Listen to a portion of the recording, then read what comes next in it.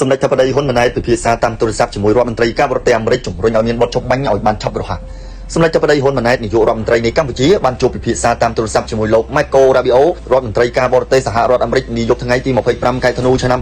2025ដើម្បីពិភាក្សាអំពីការវិវត្តសភាពការតាមបណ្ដោយព្រំដែនកម្ពុជាថៃនៅក្នុងគោលបំណងជំរុញឲ្យមានបទឈប់បាញ់ឲ្យបានឆាប់រហ័សនិងអនុវត្តកិច្ចព្រមព្រៀងសន្តិភាពដើម្បីស្វែងរកសន្តិភាពយូរអង្វែងសម្រាប់កម្ពុជានិងថៃលោករដ្ឋមន្ត្រី Rubio បានគូបញ្ជាក់ចំហយ៉ាងច្បាស់លាស់ថាសហរដ្ឋអាមេរិកចង់ឃើញសន្តិភាពស្ថិតស្ថេររវាងកម្ពុជានិងថៃនិងខិតខំជំរុញឲ្យមានបទឈប់បាញ់ឲ្យបានឆាប់តាមដែលអាចធ្វើទៅបានសម្ដេចបវរថាបតីបានបញ្ជាក់ជាថ្មីអំពីការប្រកាន់ខ្ជាប់យ៉ាងម៉ឺងម៉ាត់របស់កម្ពុជានៅក្នុងការបន្តអនុវត្តតាមស្មារតីសេចក្តីថ្លែងការណ៍រួមទីក្រុងកូឡាឡាំពូនិងសង្ឃឹមថាភាគីទាំងពីរនឹងបន្តធ្វើការជាមួយគ្នាស្របតាមកិច្ចព្រមព្រៀងដែលមានបើតាមសម្ដេចចាប់បតីកម្ពុជាបន្តរក្សាជំហរនៅក្នុងការដោះស្រាយបញ្ហាព្រំដែនដោយសន្តិវិធីដោយអនុលោមតាមកិច្ចព្រមព្រៀងនិងយន្តការដែលបានឯកភាពនាពេលកន្លងមករួមទាំងសេចក្តីថ្លែងការណ៍រួមទីក្រុងកូឡាឡាំពូដើម្បីដោះស្រាយបញ្ហាព្រំដែនកម្ពុជាថៃនិងកសាងសន្តិភាពយូរអង្វែងរវាងប្រទេសទាំងពីរ